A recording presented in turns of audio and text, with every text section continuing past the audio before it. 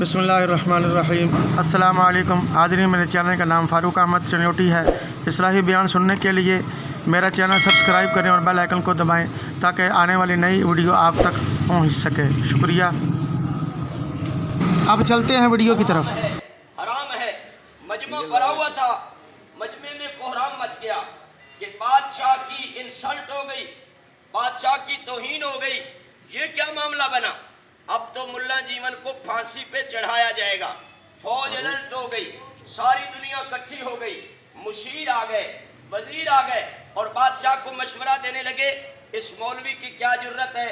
بھرے مجمع میں بادشاہ سلامت کو کہہ دیا کہ مرد کے لیے سونا پہننا حرام ہے، حرام ہے۔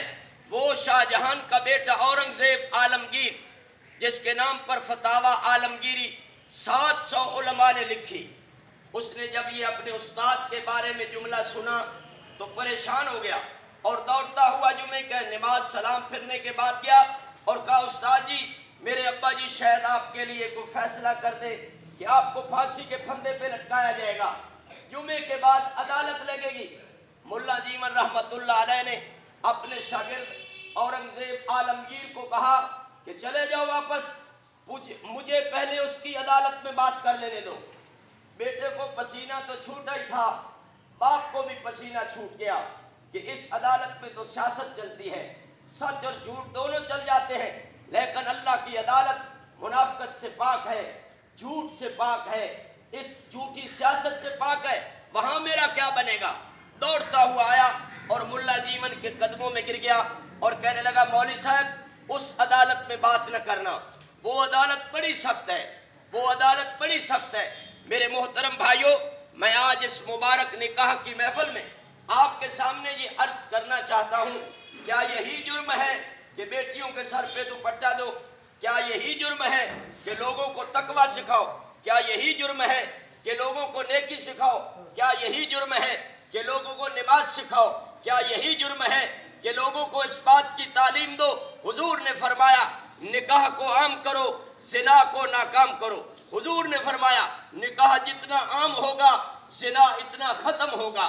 میرے محترم بھائیوں، یہ مسائل بتلانے کے لیے اللہ نے علماء کو چنا ہے۔ حجت الاسلام حضرت مولانا قاسم نانوتوی رحمت اللہ علیہ فرمایا کرتے تھے کاش کبھی دو لفظوں کا واسطہ نہ ہوتا تو دنیا کو پتہ ہی نہ ہوتا کہ دنیا میں کوئی قاسم بھی آیا ہے یا نہیں آیا۔ میرا مزاج تو یہی ہے، میں تو چاہتا تھا دنیا کو پتہ ہی نہ ہوتا کہ کوئی مولوی ہے یا نہیں ہے۔ اپنا تو بس مزاج ہے فقیری والا، دنیا ہے مغالطے میں مبتلا۔ تو آپ سے دعا کی درخواست یہی ہے اور میری آخری بات یہی ہے، میرے محترم بھائیوں، نبی کریم صلی اللہ علیہ وسلم نے فرمایا جو حق بولنے سے چپ رہا ہوا شیطان اخرس، وہ گنگا شیطان ہے، وہ گنگا شیطان ہے۔ ہم تو حق بھی وہ بولتے ہیں جس کو سارے سنتے ہیں۔ میرے پیچھے جڑا والا جمعہ بریلوی پڑھتے ہیں، شیعہ پڑھتے ہیں۔ سن 2003 میں بریلویوں کو بہت غصہ آیا، سارے ہمارے بریلوی مولوی ممتاز کے پیچھے چلے گئے، انہوں نے کیسٹ پیش کر دی، مجھے انہوں نے پکڑ لیا، پرچہ ہو گیا۔ تیسرے دن ہمارے مولوی صاحب نے وہ کیسٹ جب پیش کی تو وہ کسی اور مولوی صاحب کی تھی۔ میرے لیے مسئلہ یہ ہے، مسجد میں رہنا میری مجبوری ہے، میں حضور کے دروازے کا چوکیدار ہوں۔ جلسہ کسی کا ہوتا ہے، پابندی مجھ پہ لگ جاتی ہے، جلوس کسی کا ہوتا ہے، پابندی مجھ پہ لگ جاتی ہے، اللہ کی قدرت ہے تقریر کسی کی ہوتی ہے، پابندی مجھ پہ لگ جاتی ہے۔ یہاں آپ کے چنیوٹ میں تقریر مولانا محمد حسین چنیوٹی کی ہوئی اور پابندی مجھ پہ لگ گئی۔ میں عجیب سوچ میں مبتلا ہوں اور یہ سوچتا ہوں کہ اللہ کیا ماجرا ہے، اللہ کیا ماجرا ہے اور تیری کیا قدرت اور کیا حکمت ہے۔